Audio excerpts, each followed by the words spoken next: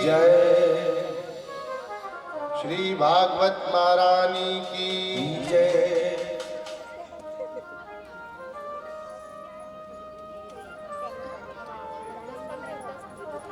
तो दैहिक दैविक भौतिक तापा, तीन प्रकार के ताप होते हैं मनुष्यों को, जिनके माध्यम से कष्ट मिलता है। अब उसमें क्या करना चाहिए, इस पे सीधे आते हैं, है ना। कष्टों की निवृत्ति के लिए क्या करना चाहिए। गृहस्थ में, जो गृहस्थ जीवन में जो सिद्धांत बताए गए हैं उनको सुनिए। ये जो 5 यज्ञ होते हैं, एक होता है ब्रह्म यज्ञ। क्या होता है? ब्रह्म यज्ञ। दूसरा होता है देव यज्ञ। क्या होता है? देव यज्ञ। तीसरा होता है पितृ यज्ञ। चौथा होता है भूत यज्ञ।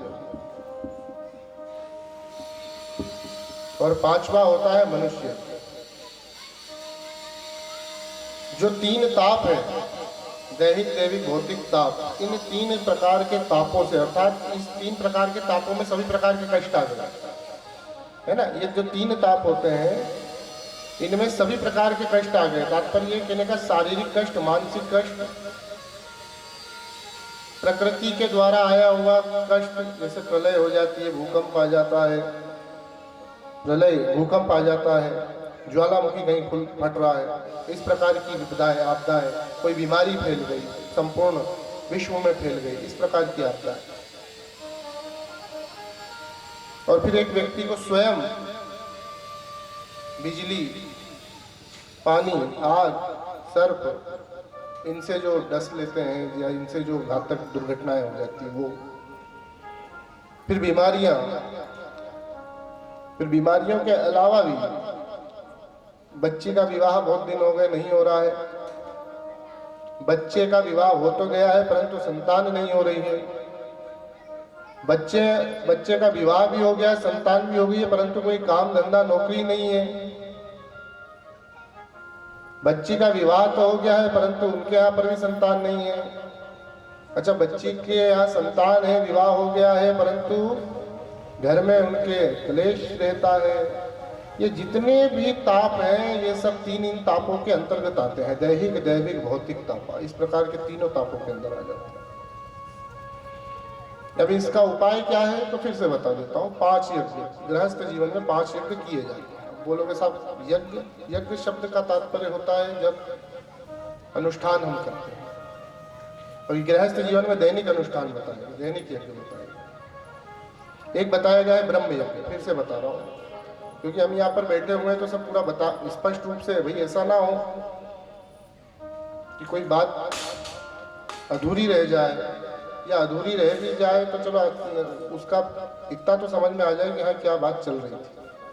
तो ब्रह्म यज्ञ, ब्रह्म यज्ञ से तात्पर्य होता है सुबह ब्रह्म मुहूर्त में जग करके जो भी पूजा साधना करी जाती है, इसका सीधे शब्दों में बता रहा हूँ, ब्रह्म यज्ञ कहा जाता है। ब्रह्म मुहूर्त में जो जग करके किया जाए, जैसे द्विज है तो गायत्री संध्या, गायत्री का जप करना,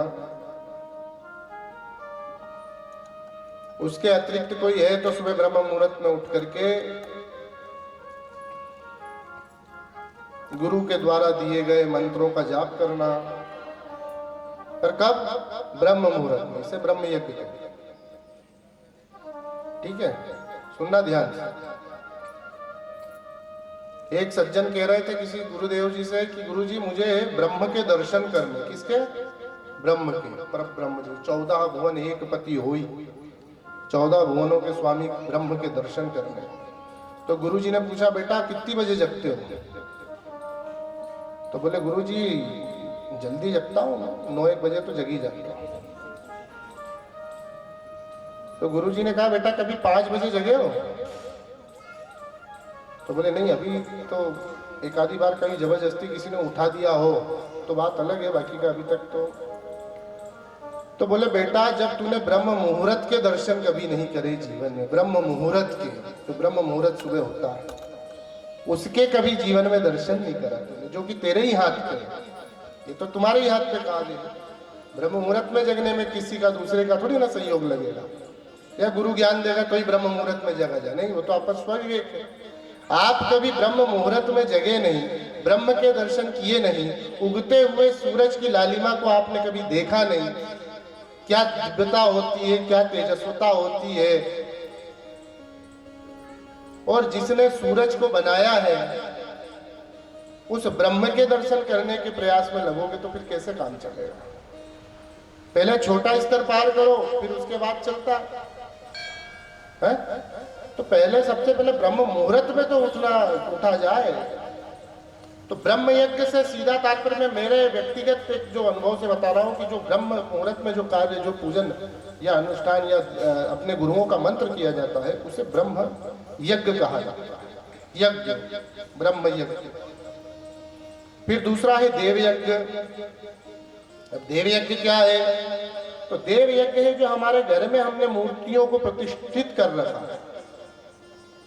ठीक है, हमने जो मूर्तियों को प्रतिष्ठित कर रखा है ना, सबके घर में एक छोटा सा मंदिर बना रखा होगा, है ना?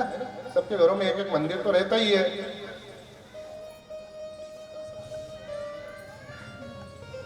सबके घर में एक एक छोटा सा मंदिर तो सबके पास रहता है, सेवा भी करते होंगे।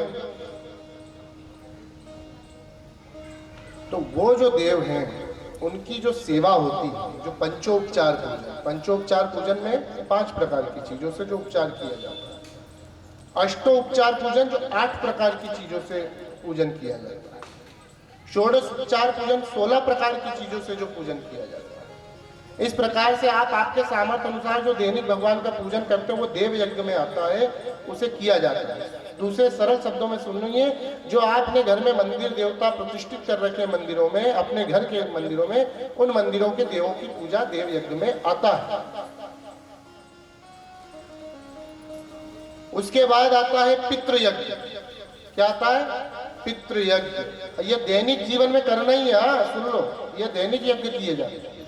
सुबह उठना, ब्रह्म मुहूर्त में देवों की, गुरु के मंत्र का जाप करना, ब्रह्म यज्ञ। फिर अपने घर की प्रतिष्ठित मूर्तियों के नाम से पूजन करना, उनका स्नान करना, उनकी सेवा करना, उनको पुष्प चढ़ाना, पंचामृत से अभिषेक करना, नैवेद्य लगाना, नैवेद्य लगाने के बाद उस नैवेद्य को पाना, धूप दीप करना, पान चढ़ाना, लौंग इलायची आदि जो जो भी आपका सामर्थ्य हो, ये पूजन देव यज्ञ में आता है। फिर पितृयज्ञ, अपने पितरों को जो जल देना, अपने पितरों का जो नित्य पूजन करना, वो पितृयज्ञ में आता है। वो पितृ आपके तृप्त हो इस मनोरथ के साथ, ठीक है।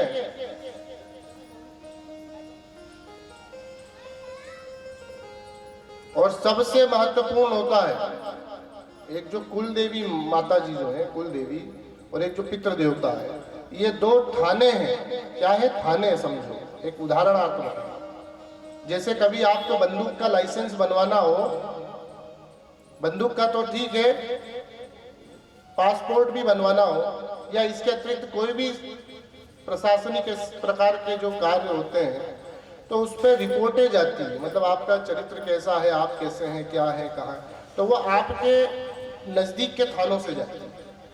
आप जिस क्षेत्र में रहते हो उस क्षेत्र के थानों से जाती है। तो ऐसे के ऐसे ये जो परिवार है, ये जो हमारा कुल है, उसमें कुल देवी, पितृ, ये सब इनके माध्यम से ही आपकी पूजा जाती है। इसलिए इनको प्रसन्न रखना बिल्कुल अति आवश्यक होता है। तो पितरों का पूजन नित्य होना ही चाहिए, और उनको तो बिल्कुल ही पितरों का पूजन नित्य करना चाहिए जो अपने पितरों की संपत्ति का उपभोग कर रहे हैं। अपने पितरों की संपत्ति का उपभोग करने वाले को तो बिल्कुल अपने पितरों के निमित्तार्थ पूजन करना ही चाहिए। और जिनके पितृ भ्रष्टाचार में लिप्त रहे हो, बुरा मत मानना भैया, सत्यता सुनने में क्या बुरी बात है। जिनके पितृ भ्रष्टाचार में लिप्त रहे हो या झूठ प्रपंच में रहे हो, और उनके माध्यम से जो संपत्ति बनाई है, और उस संपत्ति का यदि आप उपभोग कर रहे हैं, तब तो बिल्कुल ही उनकी पितरों की सेवा करो। क्यों? क्योंकि उन्होंने जो पैसा कमाया है वो आपके लिए कमाया है, कहीं जो झूठ बोला है, जो भी करा है, वो आपके लिए करा है। और अगर अब आपके लिए उन्होंने करा, मतलब कि पाप की गठरी बांध ली, अब वहां जाकर के बैठे हुए हैं, संपत्ति का यहाँ आप उपभोग कर रहे हो, यहाँ बढ़िया मस्त खा रहे हो, और वो वहां पर जो संपत्ति आपको इकट्ठी करके दे करके गए हैं उसका दंड हाँ उनको मिल रहा है। अब उनका कौन सहायक, उनका सहायक कौन? तो वो फिर बोलते हैं अपने अपने घर से